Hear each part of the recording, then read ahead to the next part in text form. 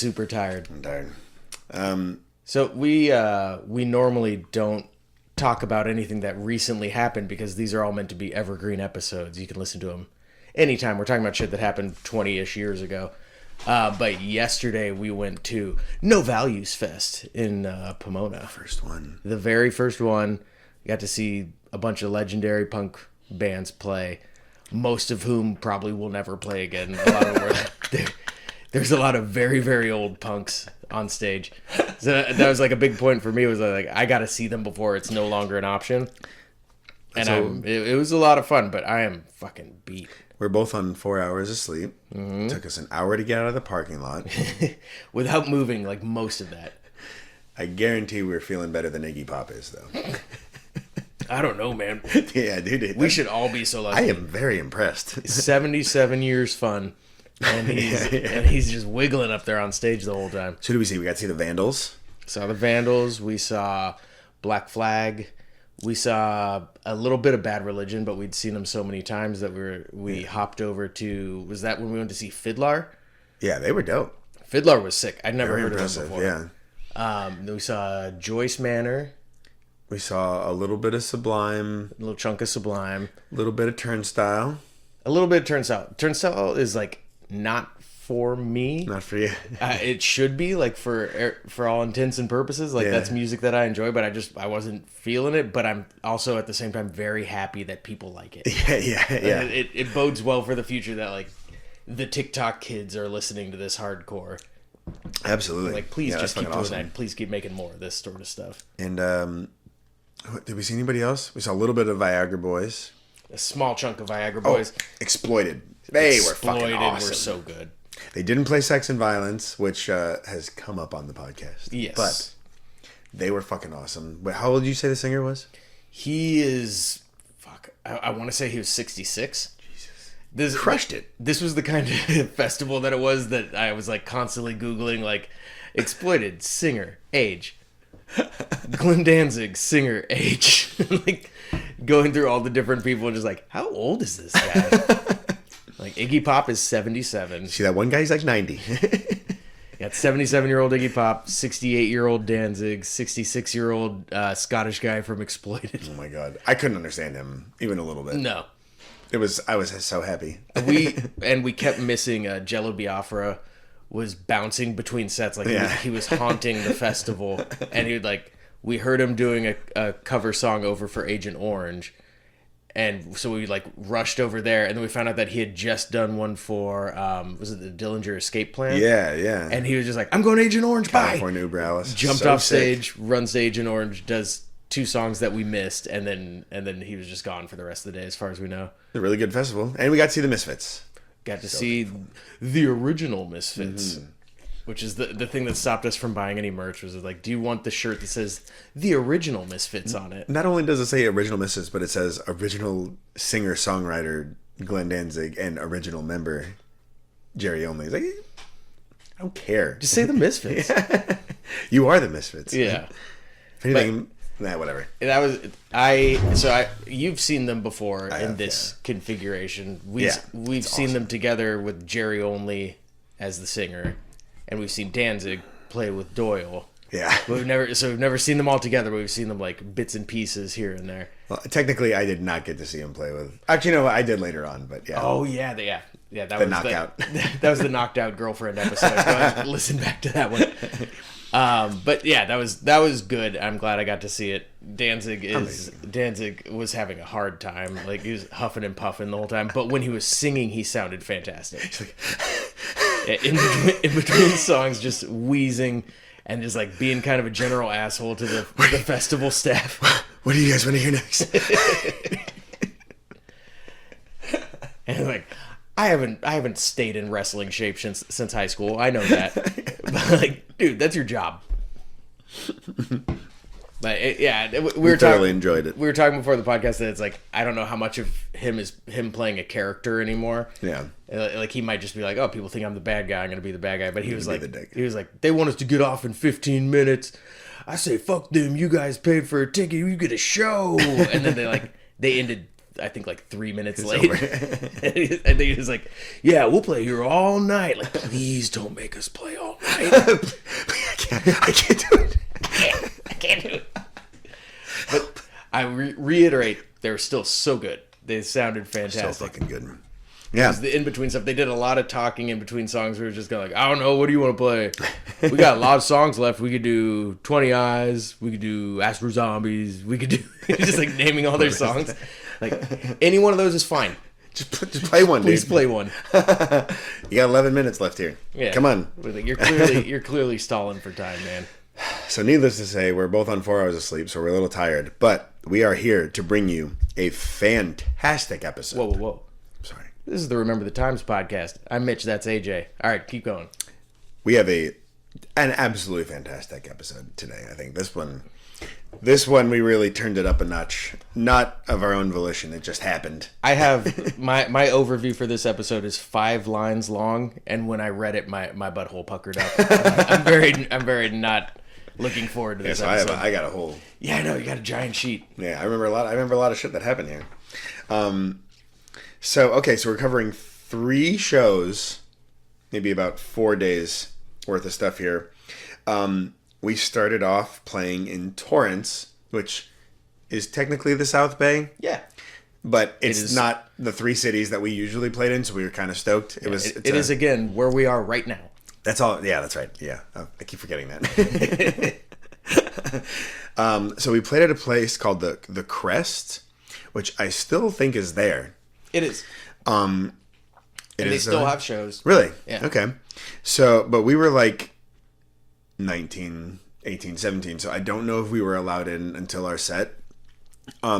We got this through a band that I started talking to on MySpace called Gary84. I don't know if you remember that. I remember that name. Remember that name? They were a lot older than us. Probably not as old as we are now, but from like our 19-year-old perspective, like they looked a lot older than us. And we were like, I mean, the 84 implies they're only 3 years older than us. well, I don't know. They looked a lot older than us. City miles, baby. Yeah. It was just like, that was like, all right, we're playing not in Hermosa Beach. Cool.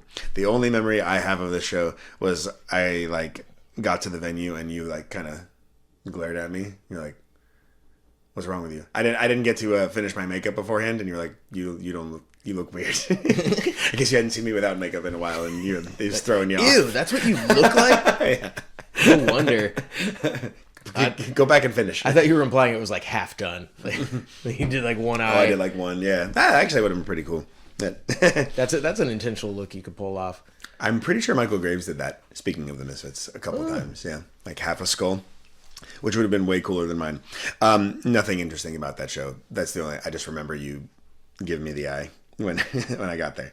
Yeah, no, I remember playing at the Crest way later, right? I didn't, so it must have been one of your other bands. This is the only time I've ever played there.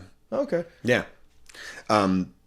Now we're making our way from Torrance all the way back to Hermosa Beach for show 2 on the podcast. Another homecoming show from our big tour. So this one just has a weird backstory. So this band hit us up on MySpace. They were from Flagstaff, Arizona, called, I think it was Selfate. And they had just gotten signed to a label, and they were like, wanted to get on the road. So like, if you get us a show in your hometown, we'll get you one out here. And so I was like, oh, cool, a signed band. That must be good. I'll put a show together for them. So I contacted the legendary Susies, and I got us a date that they could come out and play. I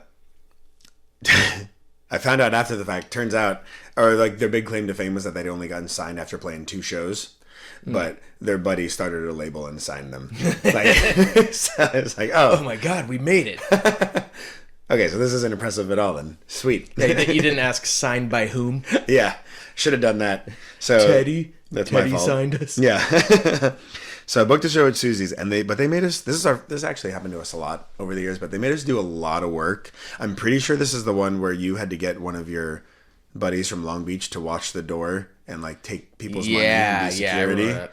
Yeah, it was a really good show. A lot of people we packed it, but like, yeah, like I I had to get all the bands on the bill. You had to get security for the tour. My old neighbor was like a giant dude, like 300 plus pounds, and we just had him watch the door. And all he did was just like hassle like little South Bay kids as they walked in and go like, "I'm just fucking with you. Get inside." And that was my buddy TQ, who doesn't listen. So shout out TQ. You'll never hear this. Hello, probably. TQ. Yeah, I miss you, buddy. He yeah, I don't really remember anything besides that, but yeah, they actually also never returned the favor and got us a show back. So it was just a win-win all around. Thanks, guys. Thanks. Thanks, Cell Fate with a question mark after it in the notes. I remember them kind of sounding like Pantera, but yeah, that was a lot of work. I mean, is there a chance it was Cella Fate? Maybe. Yeah, because that's also a word. It makes more sense than Cell Fate. Yeah. Okay, maybe. I don't know. Unfortunately, you can't look back through MySpace so easy to find these things. I have tried. I reactivated my MySpace a while back. I can't remember if we've talked about this before, but I was able to like... Sounds familiar. I was able to like hit up support. Really? And they sent me a password reset thing. And I got in there and like 3 pictures were available and everything else was gone. Oh. Didn't Justin Timberlake like buy MySpace or something? Yeah, and then didn't do anything with it. Oh. Or he was like one of a few people that bought it. Oh, interesting. It exists and it's still like you can go to myspace.com and nobody uses it. It looks like it's supposed to be a music platform, but there's just nothing on it. It's very weird. It's like a ghost town. Well, bummer. Yeah. So just like that. So yeah. Okay, that was a good show. Nothing like crazy happened besides the fact that we had to like basically do the entire thing ourselves. It's extra effort for little payoff. Yes. Besides a fun show. I think we actually might have made money on it though because we had to like take the money for the door and stuff. I don't remember how much, but so that was show number 2. Here is where it gets wild. Show number 3. Yeah. It's gonna be okay, Mitch. I've been dreading this since you mentioned the idea of doing this podcast. Just this one? Well, okay. This one particularly, but there are others. Yeah, but I mean, okay. It didn't go well, but you were completely in the right. We'll see what's all right. Here it goes. So, Mr. Yanni Lang again of AMI Productions, who has gotten us all of our great shows basically up until this point, asked us to open for the Circle Jerks. Woo! Yeah. The legendary Circle Jerks, also of Hermosa Beach. And naturally we said yes, and we were also getting a better slot than the Guttermouth show that he had gotten us prior. So he was kind of like showing that he like believed in us. Yeah, he's pushing us up a little bit. Stepping up. We weren't opening anymore. So that was great. He also, I remember him specifically asking me, he was like, hey, I want this show sold out. What other band is going to bring people? I don't even care if it's a punk band. Like, just tell me who to get. And I was like, oh, A Dying Dream. So he got A Dying Dream on the bill again. And might I add, that was the second time I got A Dying Dream or The Ghost Inside a gig. Wow. To go off on a little side branch here. There's a little side note. For our senior prom, Yanni again called me, and it just happened to be on the day. He's like, "Hey, can you open for Ignite at Chain Reaction?" And I was like, "Oh shit, yeah, all right. Let me ask everybody." And it turned out to be the exact same day as our prom. So you're like, "Dude, my date's flying in from Michigan or something. I can't do that." So I was like, "All right. Yeah, of course, absolutely. That makes perfect sense." I would have gotten in a lot of trouble for my date as well. Yeah. I would have done it, but... History has proven that you would have for sure done it. Yeah. But so I was like, when I told Yanni that we couldn't do it, he's like, all right, who should I get? And I also said A Dying Dream again. So that's a great show. Right? Yeah, that would have been... Chain Reaction is a legendary venue. Don't want to go on a side point, but Chain Reaction is super legendary. That'll come up later in the podcast. But anyway, so I got A Dying Dream 2 shows. The funny part about that, if any girl would have been okay with missing some of prom to go see Ignite play, it totally would have been your date. Probably, if I had just like talked to her. Not even that. She came up to me when we were all taking pictures. She was like, "You guys were going to open for Ignite?" And I was like, "Yeah, why?" She's like, "Why? I want to go." Can we go? Can we leave prom and just go see that show? Mitch was like, Mitch said we couldn't go. We couldn't do it. He's like, I want to go. so yeah, she totally would have been cool about it. But you did save me a world of hell. So Yeah, you're welcome. So I did it for appreciate you, not Yeah. because I didn't understand my date or what she wanted. Of course, yeah. Yeah. So that was a sidebar 2005. Now we're back in 2006 here. So A Dying Dream was on the show. I forget who the opener was, but it was massively packed, and we were like really trying to one, like, be a little more punk rock friendly because we wanted to go over well. It was a very punk show. And we were just trying to pull out all the stops. So on our song My Excuses versus Your Delusions, which has this like little snare break, we asked your brother, who is a drummer, this actually might be his first appearance. He's going to come up a lot more. This might have been his first time playing in front of people like ever. Oh, crazy. Except for maybe like a school things. Cruises, or maybe. I don't think he was playing with Anacrusis yet. No? Oh, maybe you're right. Anyways, well, okay, so your brother Steve, and we got Taylor Killam, who's filled in for SB&C a lot, we brought extra snares, and they come up. Basically, we stole Slipknot's idea. They brought extra snares, came up next to Chris, and played the marching snare spot with him, which I think was really cool. Yeah, I think it was a very cool idea. Yeah. So we did that. Our friend did my makeup for the show, so it was like really wild. Like a girl did it for me. It was like really wild. Not as crazy as that first episode that you made fun of me for. Where you were painted up like a whore. Yeah. Not that wild, but it was still pretty intense. And we also decided to cover another hometown hero band, the Deviates, Come With Me, if you remember that as well, which was totally not in our style that we had become at this point, but I think that was a really good call. We had been previously covering it though. I think only at practice, for fun. stuff. Like we never played it at a show, but we'd been playing it for a while. I love that song. Yeah, that it's song's still a great song. Yeah, they're back now, by the way. They are back. Deviant. Check out the Deviants. They're awesome. They actually just opened for Black Flag like 2-3 nights ago before No Values, as part of those like No Values. Oh right, yeah, you side said that. shows. Yeah. So, anyways, there was the show was completely packed. I don't know if we actually played over A Dying Dream.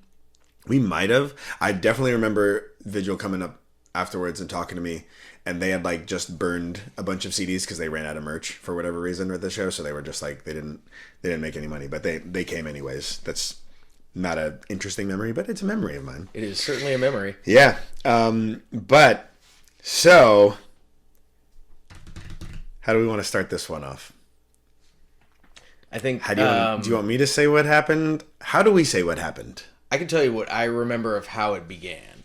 Is that something happened to one of our friends? Yes. So later on, the later bass player of original Allura, who then joined us in later years. It's confusing. John Thompson. He is half Japanese. I think so. Chinese. Oh shit. Oh no, John, I'm sorry. It's one of those things that you know, and then as soon as you start to say it, you second guess yourself. He is not white presenting. Yes. And he was in the pit for our set, and it was a very punk rock Hermosa Beach crowd, which can sometimes mean that there are Nazis involved, or skinheads, or otherwise races. Yes. And he flagged me from the pit and like kind of pointed and was like mouthing to me like they are targeting me for being Asian. He was getting like singled out in the pit and like blindsided and hit or whatever. Someone like spit on him or something. I think he got spit on too. Yeah. Like he was getting hate crimed. Yeah. Yeah. And then I think at one point your string broke. Did you break a string or something like that? There was a reason why we had a long pause. I don't remember that. That's very possible. I just remember that happening and the show stopping, and then so we were in between songs, and I had to say something, so I was just like, hey, cut this shit out. Like this is, we're all friends here. Like we're trying to have a good time. This is all paraphrased from my memory, but it was a bunch of yada yada yada. Like everybody, we're having fun. This is why shows keep getting shut down in the area. And then in my memory, there was a reason why I was told like stretch it out. Like we need. Okay. that's why I thought a string broke. Maybe It's possible. Maybe I just felt like I needed to add one more little punch at the end. I did used to break strings. I haven't. It's not a thing anymore, but I definitely used to break strings. So. But then I said something to the effect of like, and this is why punk shows are dying and like metal shows are taking over. Or Close. You said. You said this is why we don't invite punk kids to metal shows, or like basically that, or like we don't invite punk bands to metal shows, or something. It was something. It was something to the effect of like punk sucks, metal rocks. Yeah. But it was kind of like you guys are being assholes to our friend, Which you were totally in the right for saying. Yeah. I was in the right, but you never attack the majority of the crowd. Unless you're like ready to deal with the repercussions, and the crowd immediately yelling, throwing things, if I remember, like booing. I remember my dad filming that show, and I could just almost to the point where like the camera audio was like we got booed that loud for what you said. It jumped up, and then it was like, all right, let's play our next song. I remember as soon as you said it, my heart kind of said, I was like, oh no. No, as soon as I said it, I knew that I'd fucked up. Like you were right. I was right. I was mad. Yeah. But I took it one extra line too far. Right. Like I had them on my side. I remember people clapping, like people saying like, yeah, fuck that. Like nobody likes Nazis. Yeah. No. The Nazis ruined the show for everybody. Nazi punks, fuck off. But then I went from Nazis are doing this to this is why all punk bands are not being like this is why metal's taking over and punk bands are dying out. And it was a dumb move. Punk rock, I'm sorry. If you're listening. You tried to smooth it over. You said we consider ourselves a punk metal band. No, after it was said, anything else is just backpedaling and you look weak. If anything, I should have leaned in and just been like, yeah, and fuck you, and then like throw something into the crowd and start a fight and like, oh shit, they actually are kind of punk rock. I think we played the Deviates cover right after that, so we got a pit going anyways. But like use some of that angry energy, guys. Yeah. I mean, we played to a sold out crowd, and I feel like we probably should have been like, maybe not. I don't know, like backed you up, but we should have been like, this is not okay. Like, yeah, but I think so. You were right. You were in the right. So that was a situation that will forever, like anytime I'm doing any sort of like improvisational speech, kind of like right now, it sits in the back of my head like, you're going to say one thing too far or one thing incorrect, like just slightly worded the wrong way, and everyone's going to fucking come for you.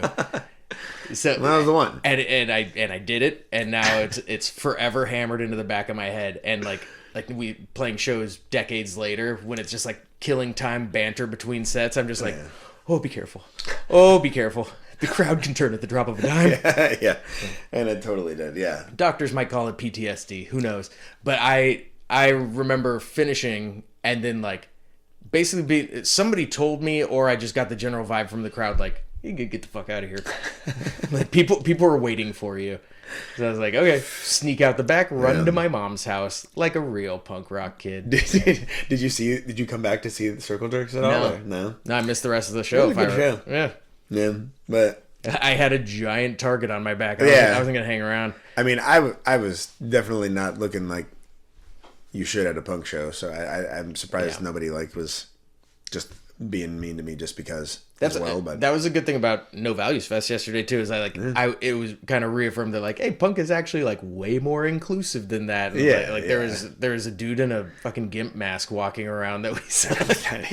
And like everybody was just like, "What's up, dude?" You had a nice conversation with a coke addict yesterday too. Oh my god! Yeah. Sidebar.